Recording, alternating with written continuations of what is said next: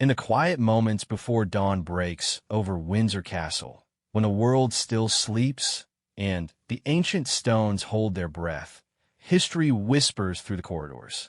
It speaks of a love story that began over 7 decades ago, of two young people who promised to stand together through triumph and tragedy, joy and sorrow.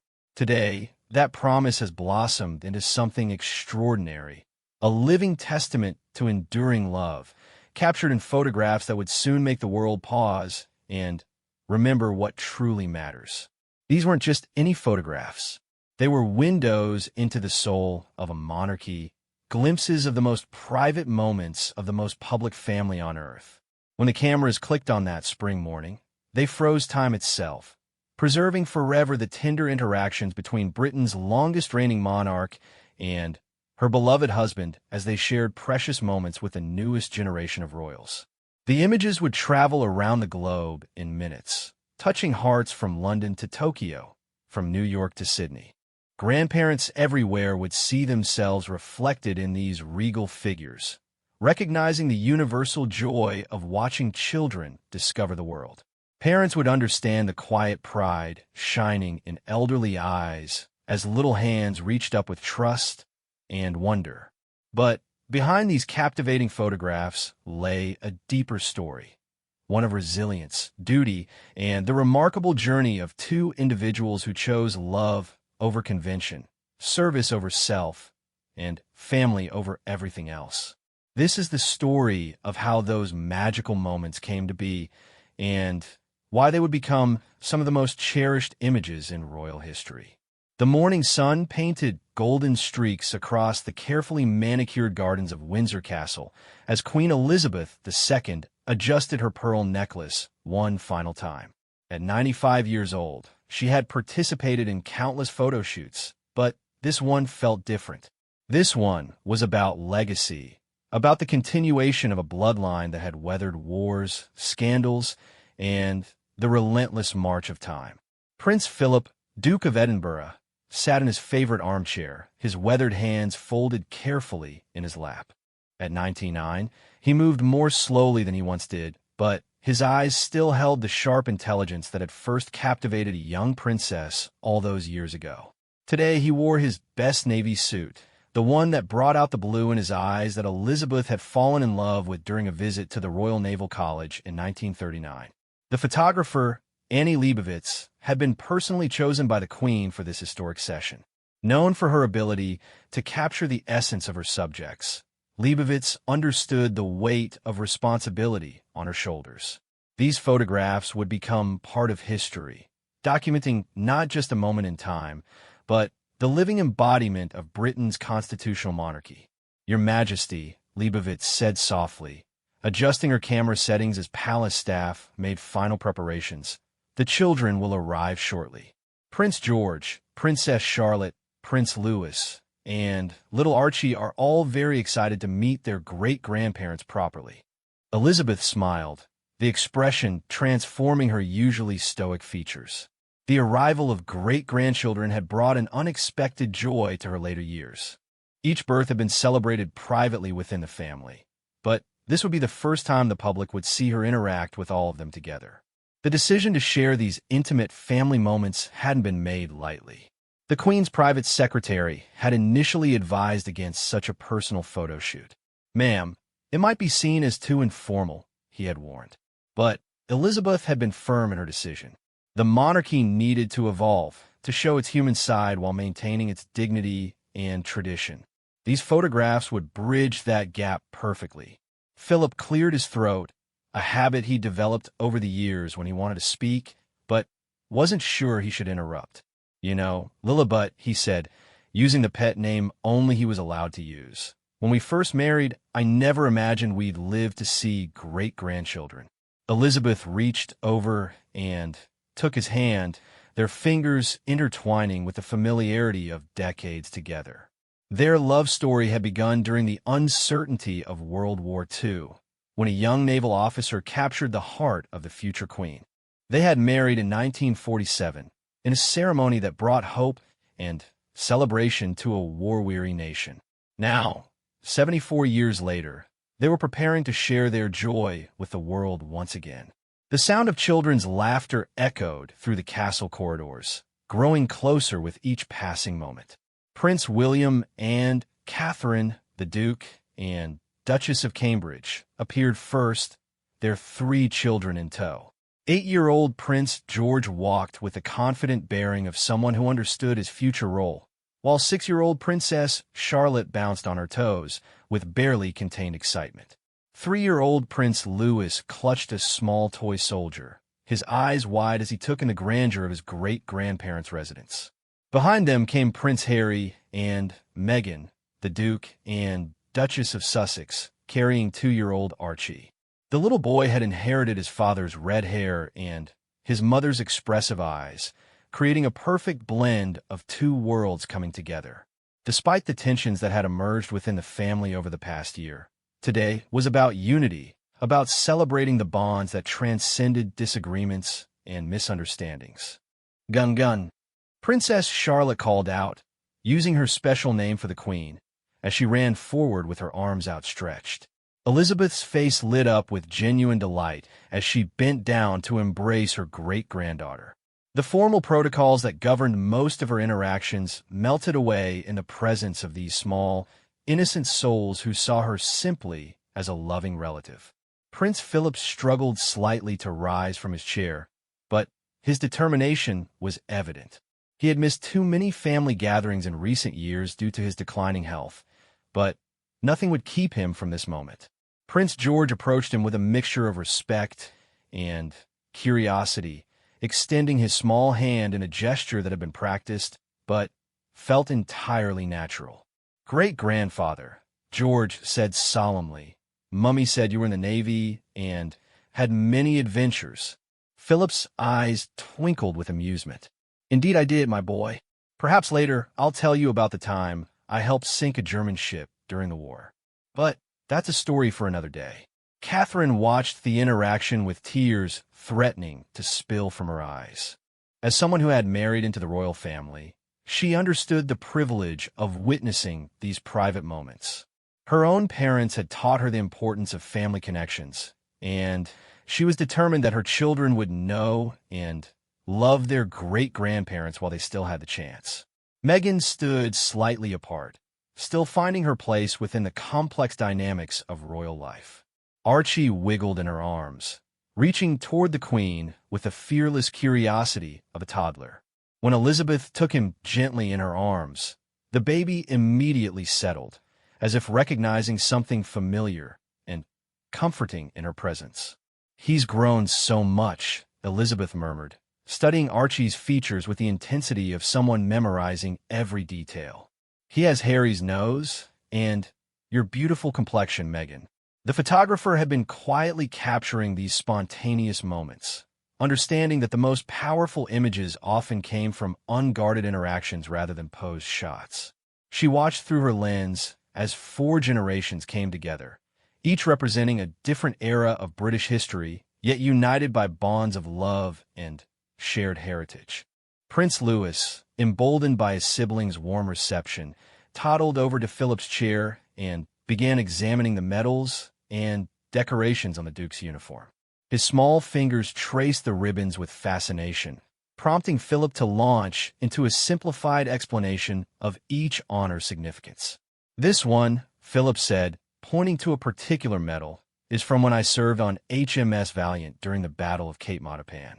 We were protecting convoys in the Mediterranean, ensuring supplies could reach our allies." Louis nodded seriously, though at 3 years old, he understood little of the historical significance. What mattered was the connection forming between generations, the passing down of stories, and values that would shape his understanding of duty and service. William stood with his arm around Catherine, watching his children interact with their great-grandparents. As the future king, he carried the weight of ensuring the monarchy's continuity. But moments like these reminded him that beneath the crowns and ceremonies lay a family bound by love and mutual support. Harry observed from his position near the window, his relationship with the institution more complicated than his brother's, but his love for his grandparents unwavering. Seeing Archie accepted so naturally into the fold eased some of the tensions that had built up over the past months. Whatever differences existed between family members, the children remained innocent of such complications.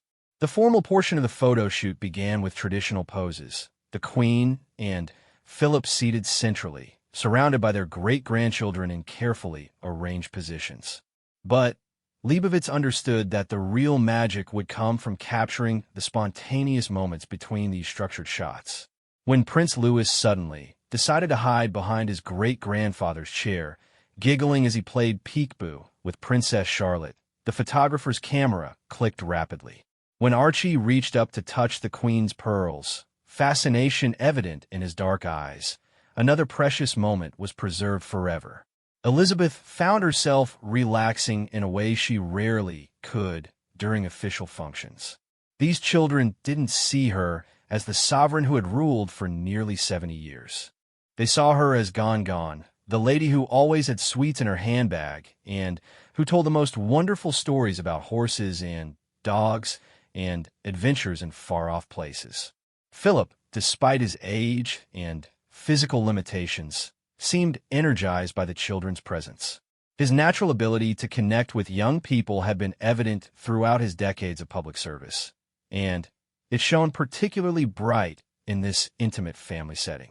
When Prince George asked him about his favorite horse, Philip's face lit up as he began describing the polo ponies he had ridden in his younger days. The session continued for over an hour, with natural breaks as the children's attention spans required. Palace staff had prepared a small tea service, complete with finger sandwiches and pastries that delighted the young guests. Watching the Queen help Princess Charlotte with her napkin, or seeing Philip share a biscuit with Prince Louis created images that would resonate far beyond their immediate family. As the formal photo shoot concluded, Elizabeth felt a deep sense of satisfaction. These images would serve multiple purposes. They would show the world that the monarchy remained vibrant and relevant. They would capture precious family memories for future generations, and they would demonstrate the human side of an institution often seen as distant and formal. The children were beginning to show signs of fatigue, and parents started the careful process of preparing for departure. But before they left, there was one final moment that would become the most treasured photograph of all. Prince Louis, tired from the excitement of the day, climbed onto his great-grandfather's lap and nestled against his chest. Philip's arms instinctively wrapped around the small boy, his expression tender and protective. At the same moment, Princess Charlotte leaned against the Queen's knee while Prince George stood proudly beside his great-grandmother's chair. Archie, secure in his mother's arms but reaching toward Elizabeth, completed the multi-generational tableau. The photographer captured this unrehearsed moment of pure family connection, creating an image that would define this historic photo shoot. As the families prepared to leave Windsor Castle that day, none of them could have predicted how significantly these photographs would impact public perception of the royal family. They had successfully bridged the gap between tradition and modernity, showing that beneath the formal protocols and ancient ceremonies lay a family bound by the same loves, hopes, and dreams that connected families everywhere. The Queen and Philip remained in the drawing room after their guests departed, the silence a stark contrast to the joyful chaos of the previous hours. They sat together, holding hands, processing the emotions and memories that had been created. These moments with their great-grandchildren had reminded them why their decades of service and sacrifice had been worthwhile. They had preserved an institution that would guide and inspire future generations, represented now by 4 innocent children who would carry the legacy forward into an uncertain but hopeful future. 3 weeks before the historic photo shoot, preparations had begun in earnest within the carefully orchestrated world of royal protocol. In a private office overlooking the Windsor Castle Gardens, Sir Edward Young, the Queen's private secretary, spread architectural plans across his mahogany desk while discussing logistics with a small team of trusted advisors. The lighting in the blue drawing room would be ideal for afternoon photography, suggested Lady Susan Hussey, the Queen's longest-serving lady-in-waiting and one of her closest confidants. The north-facing windows provide consistent natural light, and the formal portraits of previous monarchs would create an appropriate backdrop for such a significant family photograph. Sir Edward nodded thoughtfully, making notes in his precise handwriting. Every detail of royal life required careful consideration, from security protocols to media management. This photo shoot presented unique challenges because it involved four of the youngest members of the royal family, each with their own needs and unpredictable behaviors. We'll need to coordinate with the protection officers for both the Cambridge and Sussex families, he continued. The children's safety is paramount, but we also want to maintain the intimate, relaxed atmosphere Her Majesty has requested. In another wing of the castle, Prince Philip's valet was carefully selecting appropriate clothing for the Duke of Edinburgh. At 99 years old, Philip had strong opinions about his appearance, particularly for events he considered important. His naval background had instilled in him an appreciation for precision and attention to detail that extended to his wardrobe choices. The navy suit with the silver tie, I think, Philip instructed, running his fingers along the fabric, and the medals from the Mediterranean campaign. The children should understand something about service and sacrifice, even if they're too young to fully comprehend the details. His valet, James Morrison, had served the Duke for over 20 years and understood the significance of this particular clothing selection. Each medal told a story of courage, duty, and dedication to country, values that Philip hoped to pass down to his great-grandchildren through example rather than lengthy explanations. Meanwhile, at Kensington Palace, Catherine was facing the more immediate challenge of preparing three young children for a formal photo shoot with their great-grandparents. The morning had started with Princess Charlotte insisting on wearing her favorite pink dress, while Prince Louis had decided that his toy dinosaur was an essential accessory for meeting Gone and great-grandfather. "Mummy, will great-grandfather really tell us about his adventures in the Navy?" Prince George asked as Catherine helped him into his carefully chosen outfit. At 8 years old, he had begun to understand the historical significance of his family, but he remained most excited about the prospect of hearing real war stories from someone who had actually lived them. "If you ask him politely and show genuine interest, I'm sure he will," Catherine replied, smoothing down George's hair. Great-grandfather loved sharing his experiences with family, especially when young people are curious about history. The preparations weren't limited to clothing and logistics. Dr. Sarah Bradford, a royal historian who had been consulting with the palace on the historical significance of this photo shoot, had spent weeks researching similar family photographs from previous generations. Her findings had influenced many of the decisions about setting, composition, and even the timing of the session. Photographs of Queen Victoria with her great-grandchildren became some of the most beloved images of her reign, Dr. Bradford had explained in her briefing document. They humanized the monarchy at a time when the institution faced questions about its relevance in a rapidly changing world. These new photographs could serve a similar purpose for the modern royal family. The Queen herself had been intimately involved in every aspect of the planning process. Despite her advanced age, her attention to detail remained sharp, and she understood better than anyone the delicate balance between revealing too much of the family's private life and sharing enough to maintain public connection and support. "I want these photographs to show who we really are beneath the titles and ceremonies," she had told her private secretary during one of their planning sessions. "The children should see their great-grandparents as loving family members, not distant figures of authority. If we can capture that genuine affection, the photographs will serve their purpose." Her decision to include all four great-grandchildren in the same session had required diplomatic discussions between the Cambridge and Sussex households. Despite the tensions that had emerged between the brothers and their wives over the past year, both couples recognized the importance of presenting a united family front for this historic documentation. Prince William had been particularly supportive of the initiative, understanding that such photographs would become part of the historical record of his father's eventual reign and his own future as king.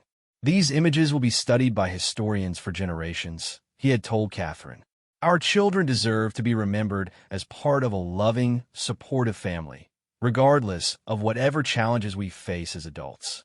Harry had initially expressed some reservations about participating, given the media scrutiny that seemed to follow every public appearance by his family. However, Meghan had encouraged him to set aside personal concerns for the sake of preserving memories with his aging grandparents. Archie may not remember this day, but someday he'll treasure having these photographs, she had reminded her husband.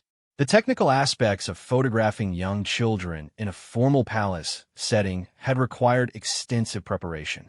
Annie Leibovitz, despite her decades of experience, had consulted with child development specialists to understand how to maintain the attention and cooperation of subjects ranging from 2 to 8 years old. The key is to make it feel like play rather than work, explained Dr. Rebecca Thompson, a child psychologist who had advised on the session. If the children are comfortable and engaged, their natural personalities will shine through, creating much more authentic and appealing photographs than any forced poses could achieve. Special consideration had been given to timing the session during what palace staff had learned were the children's optimal energy periods.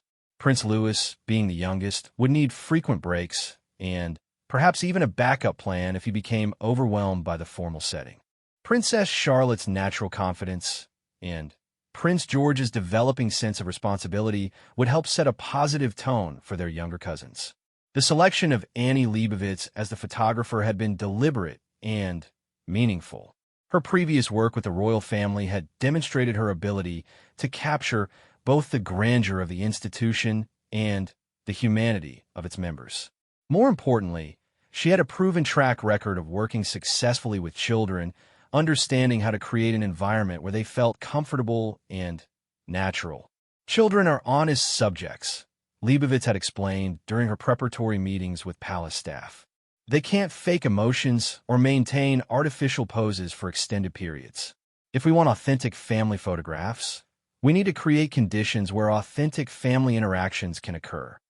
The Queen's decision to share this intimate family moment with the public hadn't been made lightly. Throughout her long reign, she had carefully managed the balance between public duty and private life, understanding that the monarchy's survival depended on maintaining both dignity and relatability. These photographs represented a calculated risk.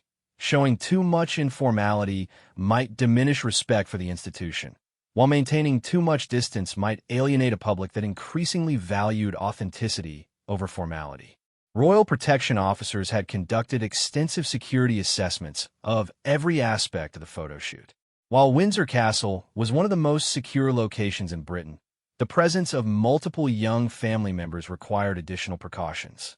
Emergency medical personnel would be on standby, not because of any specific health concerns, but because the safety of the royal children was considered absolute priority. The media strategy surrounding the photograph's release had been carefully planned months in advance.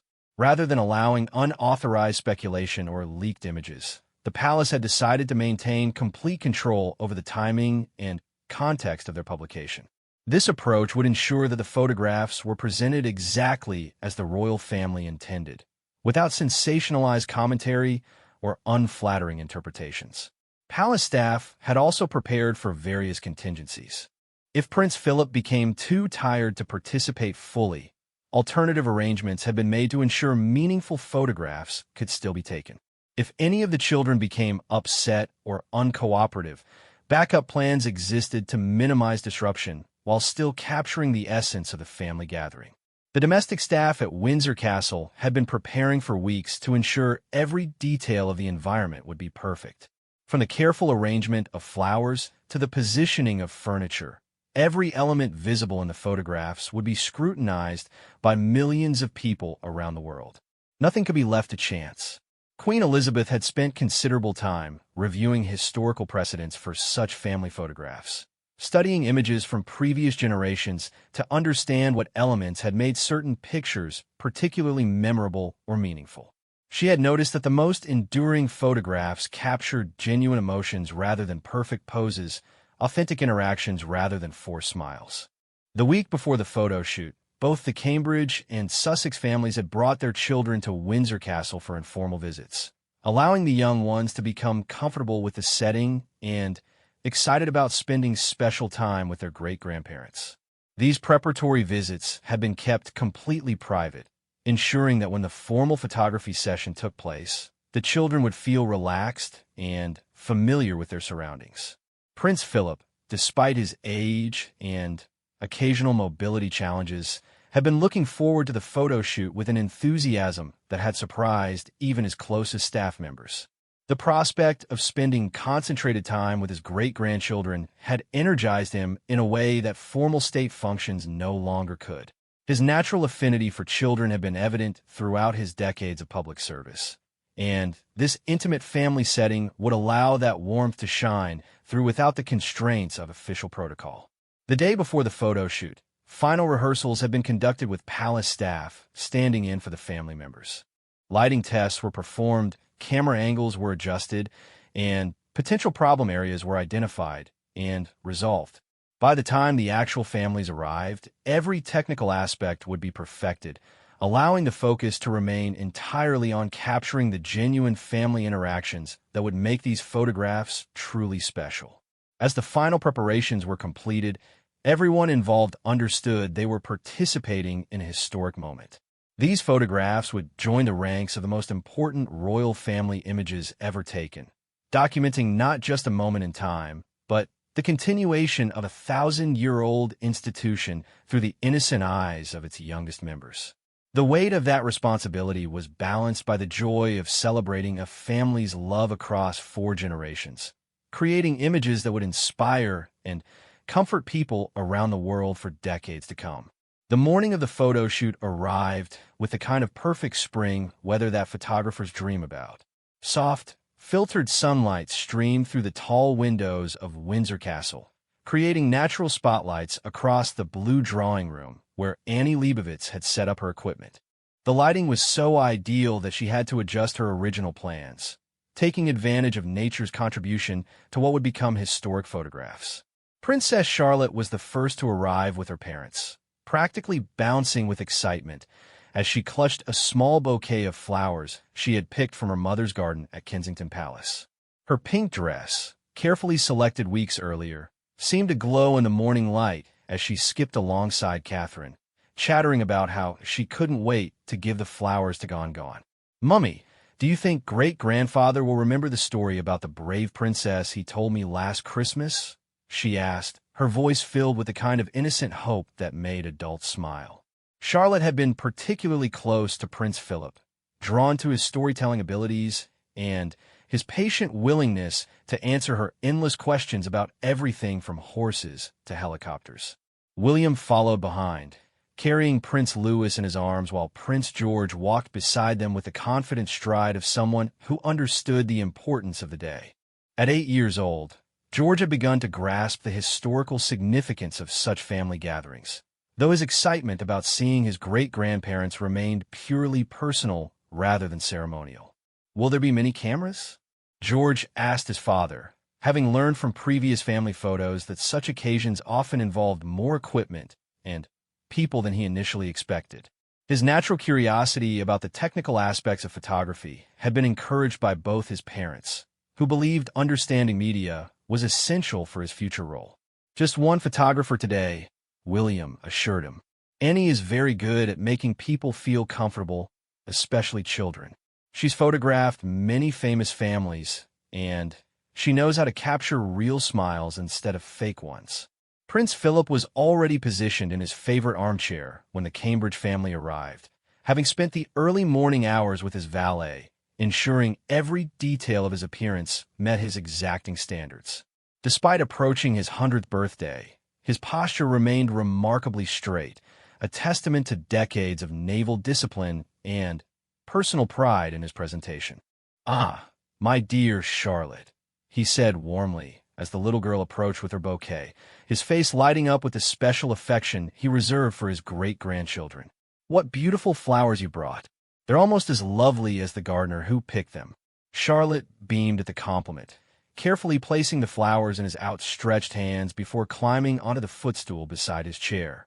Her natural confidence around her great-grandfather had developed over numerous private family visits, creating a bond that transcended the formal protocols that governed most of his interactions. The Queen entered the room moments later, having spent her morning reviewing the day's schedule and ensuring that all arrangements met her standards.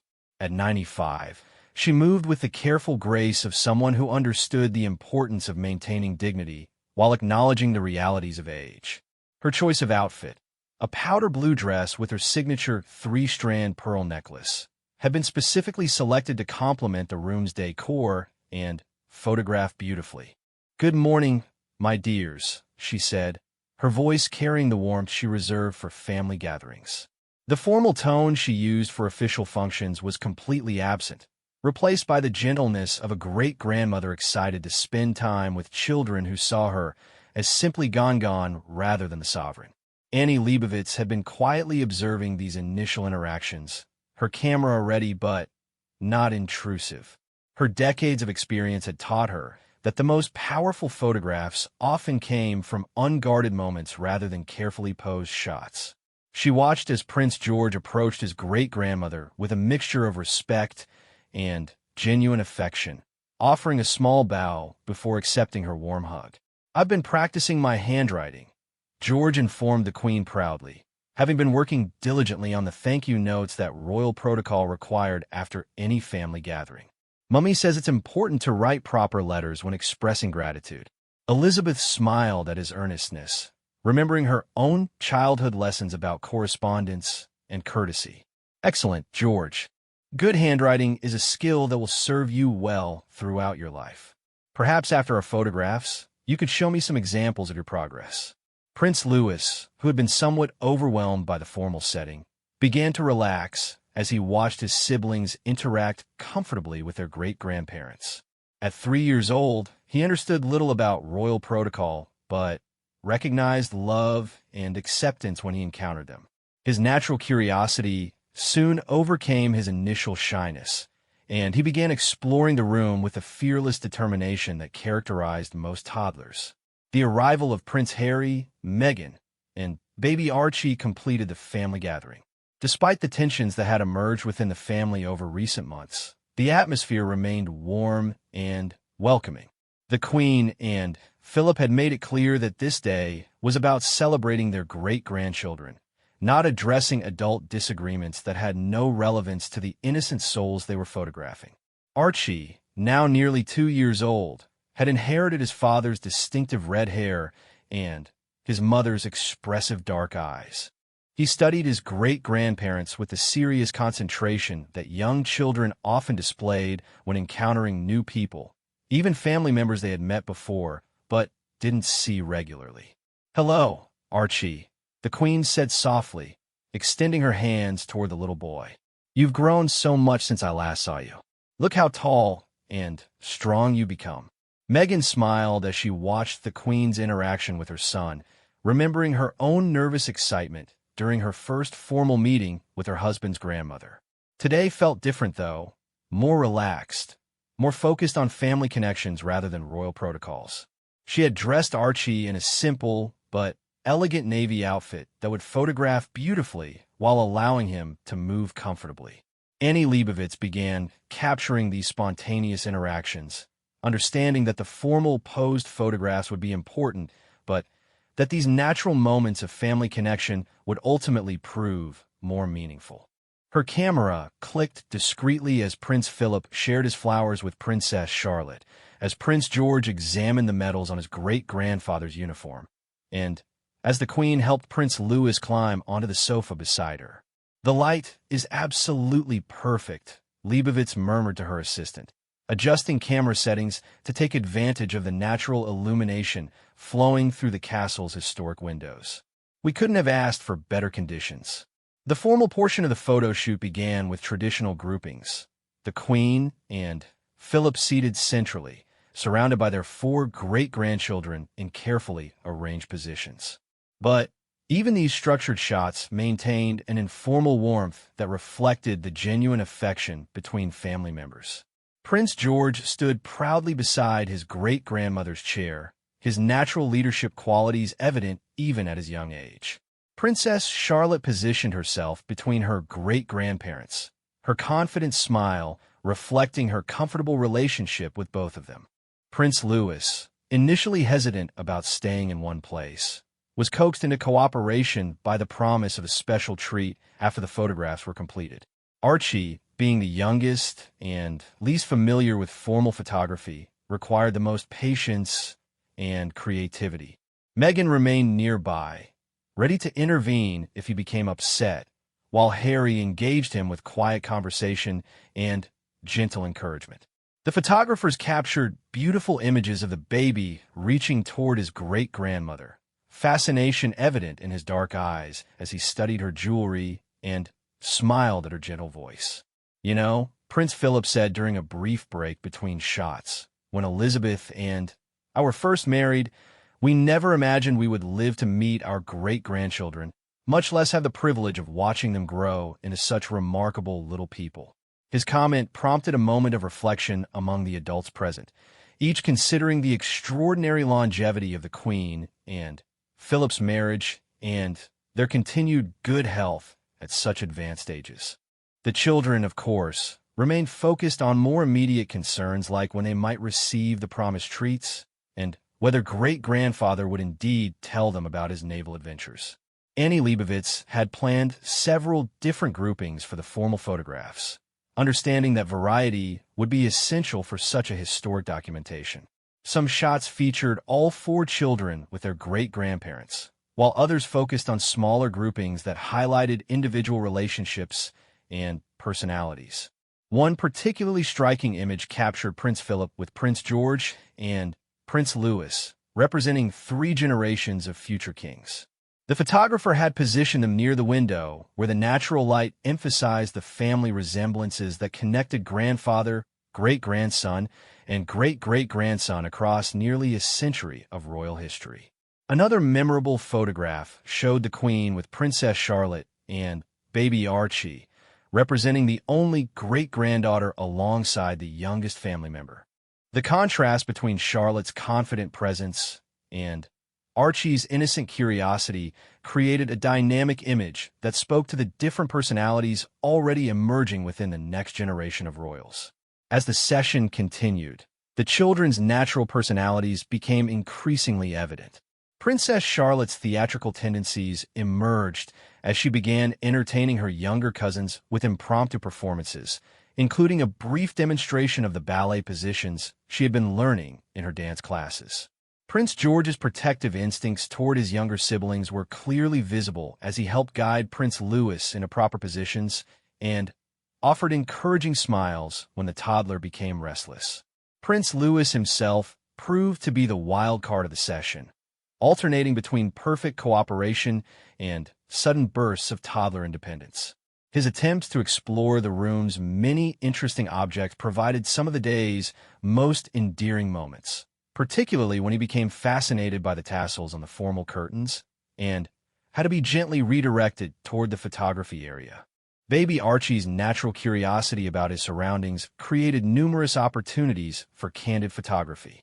His reactions to the formal palace setting ranged from wide-eyed wonder to determined attempts to investigate everything within his reach. His interaction with his great-grandfather was particularly touching, as Philip's natural affinity for children helped put the little boy at ease despite their limited previous contact. The most magical moment of the entire session occurred completely spontaneously. Prince Louis, tired from the excitement and formal constraints of the photography session, simply climbed onto Prince Philip's lap and settled against his chest. The Duke's arms instinctively wrapped around the small boy, his expression softening with a tenderness that decades of public service had rarely allowed him to display publicly. At exactly the same moment, Princess Charlotte leaned against the Queen's knee while Prince George moved to stand proudly beside his great-grandmother's chair. Archie, secure in his mother's arms, but reaching toward Elizabeth with obvious affection, completed the unrehearsed tableau. Annie Leibovitz's camera captured this perfect moment of multi-generational connection, creating what would become the most treasured photograph of the entire session. "That's it," Leibovitz whispered to her assistant, knowing instinctively that she had just captured something extraordinary. That's the photograph that will define this entire session. The formal photography concluded with individual portraits of each great-grandchild, with both the Queen and Philip, creating intimate keepsakes that will be treasured by the family regardless of their historical significance. These smaller groupings allowed for more personal interactions, with each child receiving individual attention from their great-grandparents. Prince George's individual portraits captured his emerging sense of responsibility and natural leadership qualities. Princess Charlotte's images reflected her confident personality and obvious comfort in formal settings. Prince Louis's photographs documented his transition from shy toddler to confident little boy, discovering his place within the family structure. Archie's individual shots captured the innocent wonder of a baby encountering the grandeur of royal life while remaining securely connected to his loving family. As the formal photography session concluded, the atmosphere remained warm and celebratory. Palace staff had prepared a special afternoon tea featuring all the children's favorite foods, creating an opportunity for continued family bonding away from the cameras. The Queen and Philip both seemed energized rather than exhausted by their time with the great-grandchildren, finding genuine joy in these precious family moments. The day had successfully achieved its multiple objectives, creating historic documentation of 4 generations of the royal family, capturing genuine family affection that would resonate with people worldwide, and providing precious personal memories for a family that understood how rare and valuable such gatherings would become as time passed. Most importantly, it had allowed 4 young children to connect meaningfully with their great-grandparents, creating bonds that would influence their understanding of family, duty, and love for the rest of their lives. 2 weeks after the photo shoot at Windsor Castle, the carefully orchestrated release of the family photographs began at precisely 9 a.m. London time on a Tuesday morning. The timing had been strategically chosen to maximize global media coverage while ensuring the images would be seen first in Britain, where the royal family's primary constitutional role resided. At Buckingham Palace, the Queen's communications secretary, Donald McCabe, monitored the release from his office overlooking the palace gardens. Multiple screens displayed real-time social media analytics, news website traffic, and broadcast coverage as the photographs began their journey around the world. Within the first 60 seconds, the images had been shared thousands of times across various platforms. "The response is extraordinary," McCabe remarked to his deputy, watching his engagement metrics climbed at an unprecedented rate. "We're seeing positive reactions across every demographic and geographic region we're monitoring." The lead photograph, featuring all 4 great-grandchildren arranged around the Queen and Prince Philip, had been selected specifically for its balance of formality and warmth. Prince George stood confidently beside his great-grandmother, while Princess Charlotte leaned affectionately against Prince Philip's chair. Prince Louis occupied the space between his great-grandparents, his small hand resting on his great-grandfather's knee, while baby Archie completed the composition from his position in Meghan's arms, reaching toward the Queen with obvious fascination. At the BBC's broadcasting house in London, royal correspondent Nicholas Witchell had been preparing for this moment since early morning. His decades of experience covering the royal family had taught him to recognize truly significant moments, and these photographs represented something unprecedented in modern royal history. These images accomplish what centuries of royal portraiture have attempted, Witchell explained to the morning television audience. They simultaneously preserve the dignity and majesty of the monarchy while revealing the genuine family affection that exists behind the formal protocols. We're seeing 4 generations united not by duty alone, but by authentic love and connection. The international reaction was equally swift and overwhelmingly positive. At CNN's headquarters in Atlanta, royal analyst Victoria Arbiter emphasized the photograph's global significance during the network's morning programming.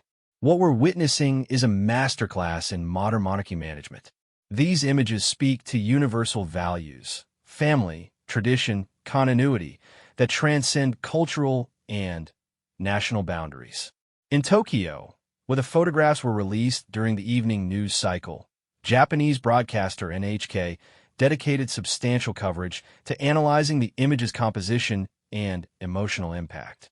Royal expert Professor Hiroshi Tanaka noted the particular appeal these photographs would have in Japan, where respect for elderly family members and multi-generational bonding held deep cultural significance. The dignity with which the Queen and Prince Philip interact with their great-grandchildren reflects values that resonate strongly with Japanese audiences, Professor Tanaka explained. These photographs demonstrate that true nobility comes not from titles or ceremonies, but from the wisdom and love that elderly family members pass to younger generations. Social media platforms experienced unprecedented engagement as the photographs spread across Instagram, Twitter, and Facebook. The official royal family Instagram account gained over 200,000 new followers within the first hour of posting, while the lead photograph accumulated more than 1 million likes before noon. Comments poured in from around the world, with users sharing their own stories about beloved grandparents and great-grandparents. A grandmother in Sydney wrote, "Looking at these beautiful photos reminds me of the precious time I spend with my own great-grandchildren. The love in their eyes is universal. It doesn't matter if you're a queen or a regular person." From New York, a user commented, "My great-grandmother lived to be 98, and seeing Queen Elizabeth with her great-grandchildren brings back such wonderful memories of 4 generations of our family together. These photos are a treasure." The emotional responses weren't limited to social media. At Westminster Abbey, where tourists had gathered for the morning service, visitors spontaneously began discussing the photographs they had seen on their mobile devices. Tour guide Margaret Davies observed unprecedented interest in royal history as people connected the images they had just seen with the centuries of tradition surrounding them. "I've never seen anything quite like it," Davies remarked. People are genuinely moved by these photographs in a way that goes beyond typical celebrity fascination. They're seeing a family that happens to be royal, rather than royals who happen to be a family. The impact extended far beyond the British Commonwealth.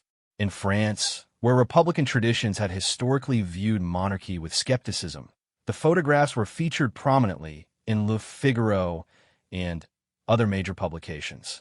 French royal historian Dr. Philippe Delorme noted the unique appeal these images held even for audiences traditionally suspicious of hereditary privilege.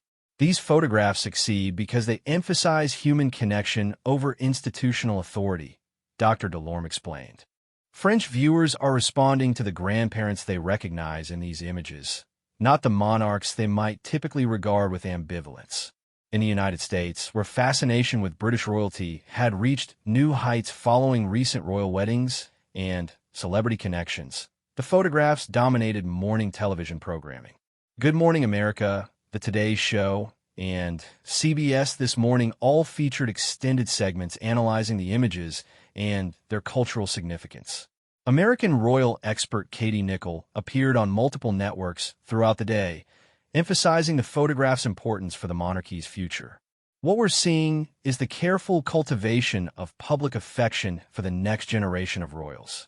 These children are being introduced to the world not as distant future monarchs, but as beloved great-grandchildren who bring joy to elderly family members everyone can relate to. The strategic timing of the release had ensured maximum impact across different time zones.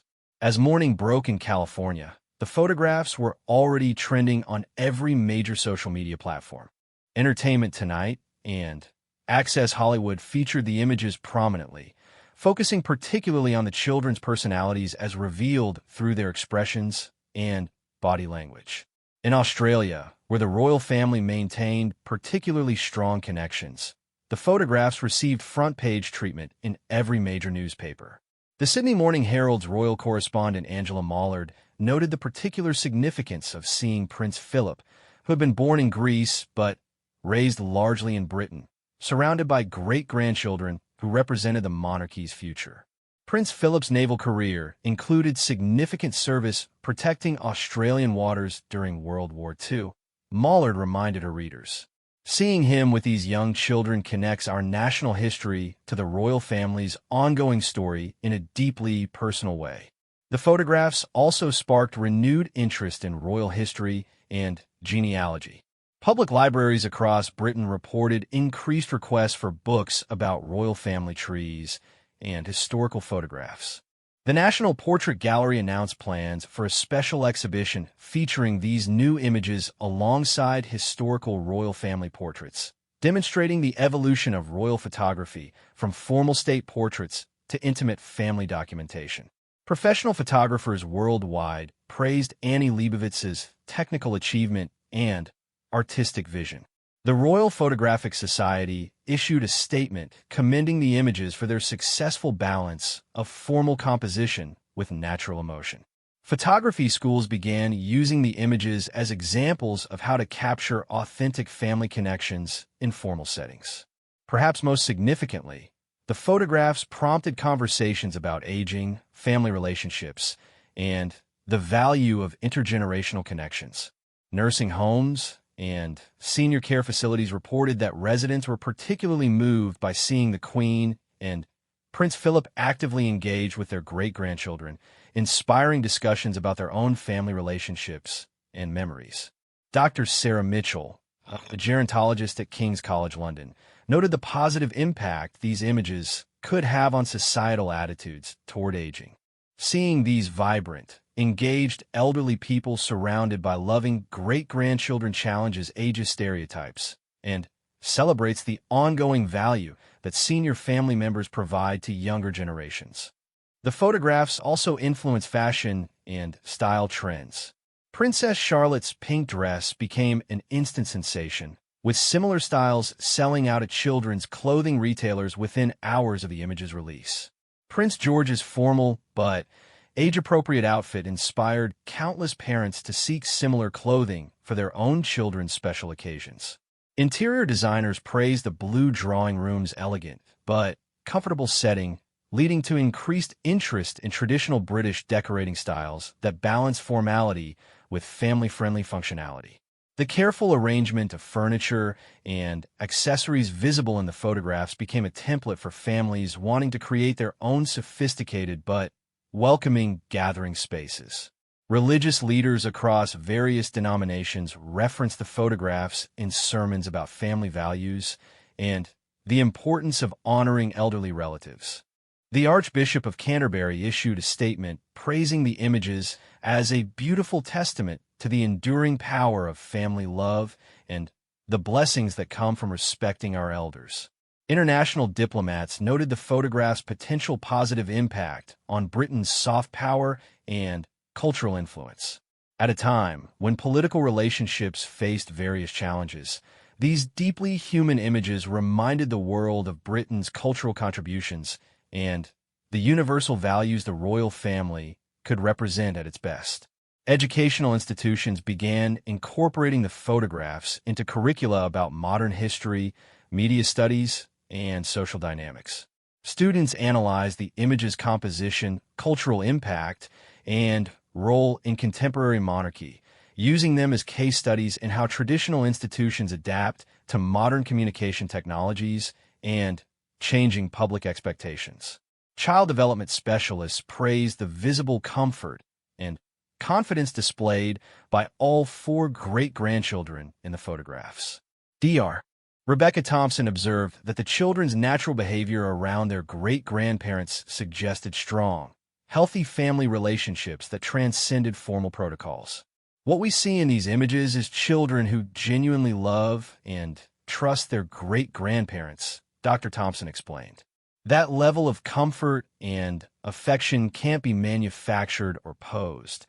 It develops through consistent, positive interactions over time. The photographs also sparked discussions about representation and inclusion within the royal family. Seeing baby Archie, with his mixed-race heritage, naturally included among his cousins and accepted lovingly by his great-grandparents, sent powerful messages about the monarchy's evolving understanding of modern British society. Dr. Cahind Andrews, a professor of Black Studies at Birmingham City University, noted the significance of these images for young people of mixed heritage. Seeing Archie embraced naturally and lovingly by the Queen and Prince Philip provides positive representation that many children will find meaningful and inspiring. As the first day of release concluded, analytics showed that the photographs had reached an estimated 500 million people across various media platforms. The images had transcended traditional royal coverage to become a global phenomenon that touched universal themes of family, love, and the precious nature of time spent with aging relatives. The success of the photographs' release vindicated the Queen's instinct that the monarchy needed to show its human side while maintaining its dignity.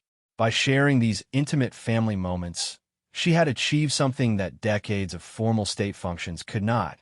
She had reminded the world that beneath the crowns and ceremonies, the royal family remained connected by the same bonds of love and affection that united families everywhere. The photographs would continue to generate discussion and analysis in the weeks that followed, but their immediate impact was clear.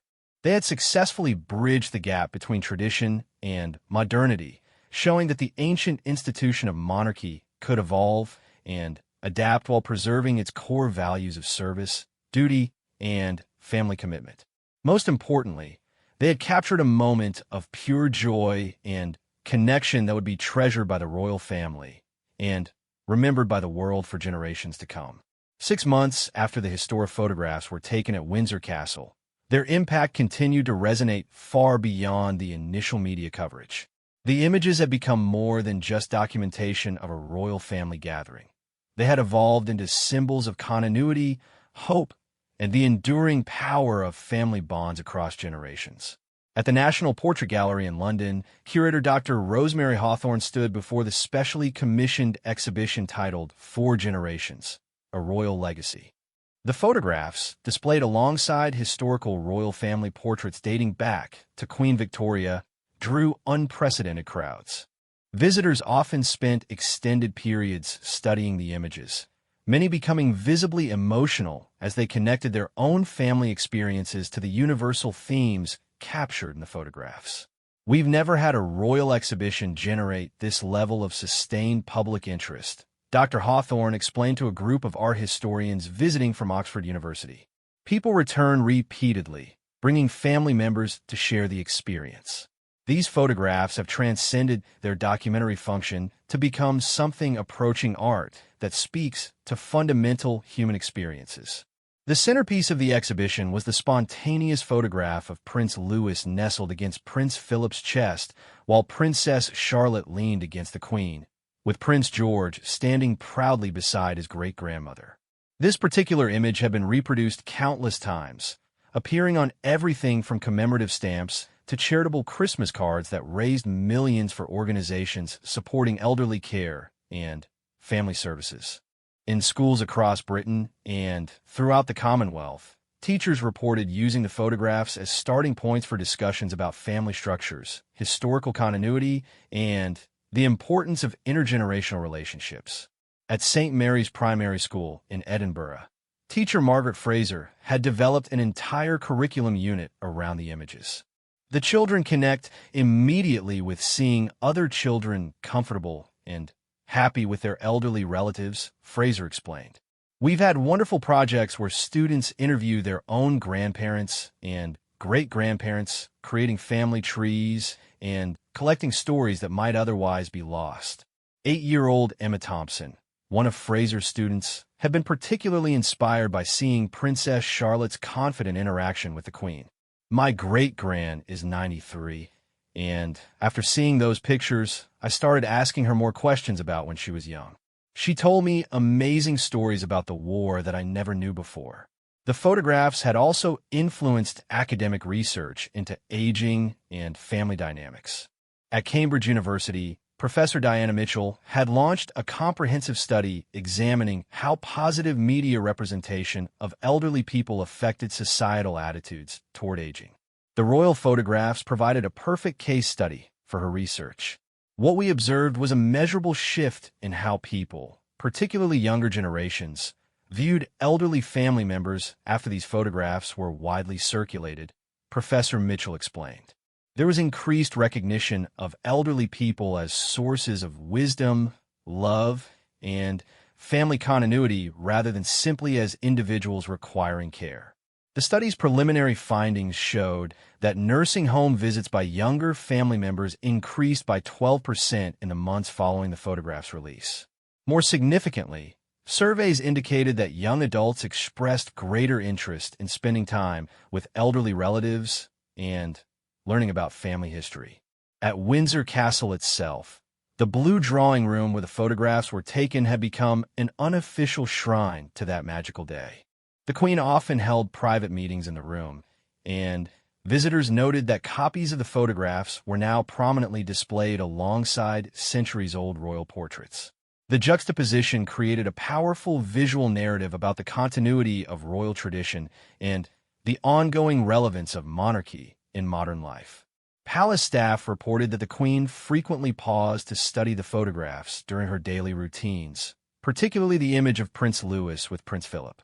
The visible joy on her face when looking at these images had become a source of comfort for those closest to her, especially as Prince Philip's health had begun to decline more noticeably in recent months. Her Majesty finds genuine happiness in these photographs, observed Lady Susan Hussey during one of her regular briefings with royal correspondents. They remind her that despite all the challenges and responsibilities of her position, her greatest achievement may be the loving family she and Prince Philip have created together. The international impact of the photographs had exceeded even the most optimistic projections. In Japan, the images had been featured in a major exhibition at the Tokyo National Museum, where they were displayed alongside traditional Japanese art celebrating family relationships across generations. The exhibition attracted record numbers of visitors, with many commenting on the universal nature of grandparent-grandchild bonds regardless of cultural differences. Professor Hiroshi Tanaka, who had initially analyzed the photographs for Japanese media, had since written a book examining their global cultural impact. These images succeeded because they spoke to values that transcend national boundaries and cultural differences, he wrote. Every culture celebrates the wisdom of elders and the innocence of children. These photographs captured both elements perfectly. In the United States, the photographs had inspired a documentary film about multi-generational families across America.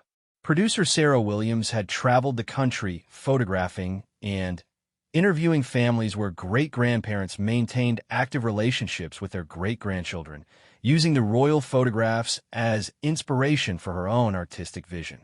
What struck me about the royal photographs was how they made everyone think about their own family connections, Williams explained. I started wondering how many families have similar stories of love and connection across 4 generations, and I wanted to celebrate those relationships the same way these royal images celebrated theirs. The documentary, titled Great Love, Generations Connected, premiered at the Sundance Film Festival and subsequently aired on public television networks worldwide. It featured families from diverse backgrounds and cultures, all united by the common thread of great-grandparents who remained actively involved in their great-grandchildren's lives. Fashion and style influences from the photographs had also proven remarkably durable. Princess Charlotte's pink dress had inspired an entire line of children's formal wear, with proceeds donated to children's charities. Prince George's coordinated outfit had influenced boys' fashion trends toward more sophisticated but age-appropriate formal wear. Perhaps more significantly, the photographs had influenced interior design trends toward what decorators termed royal family casual, spaces that balanced elegance with comfort, allowing multiple generations to gather naturally. Furniture companies reported increased demand for arrangements similar to those visible in the blue drawing room, with particular emphasis on seating that accommodated both elderly adults and young children comfortably. The photographs had also become valuable educational tools for photography students and professionals. Annie Leibovitz had given several lectures about the technical and artistic challenges of photographing young children in formal settings while maintaining the dignity appropriate for royal subjects. The key was creating an environment where the children felt safe to be themselves while respecting the formality required for such historically significant images, Leibovitz explained during a master class at the Royal College of Art. You can't direct authentic emotion. You can only create conditions where it can emerge naturally. Her techniques for working with children had influenced wedding photographers, family portrait specialists, and even corporate photographers tasked with creating more humanized images of business leaders. The Windsor approach, emphasizing natural interaction over formal poses, had become a recognized style in professional photography circles. Religious communities had also found meaning in the photographs that extended beyond their immediate documentary value. The Archbishop of Canterbury had referenced the images in his Christmas sermon, speaking about the sacred nature of family relationships and the responsibility of older generations to nurture and guide younger ones. In these beautiful photographs, we see reflected the divine love that connects all generations, he had preached. The tenderness between great-grandparents and great-grandchildren reminds us that every family relationship is an opportunity to practice unconditional love and acceptance. Similar messages have been delivered in mosques, synagogues, and temples around the world, with religious leaders using the photographs to illustrate universal spiritual principles about family, respect, and intergenerational responsibility. The economic impact of the photographs had also been substantial. Tourism to Windsor Castle increased by 15% in the months following their release, with visitors specifically requesting to see the Blue Drawing Room. The Royal Collection Trust developed special guided tours focusing on royal family photography through the ages, with the recent images serving as the culminating feature. Merchandise featuring the photographs had generated millions in revenue for royal charities. From simple postcards to elaborate commemorative books, products featuring the images had proven remarkably popular with consumers who wanted to own a piece of the historic moment. Most importantly, the photographs had achieved their primary purpose of humanizing the royal family while preserving its dignity and relevance. Public opinion polling showed increased support for the monarchy across all age groups, with particular improvements among younger demographics who had previously expressed skepticism about hereditary institutions.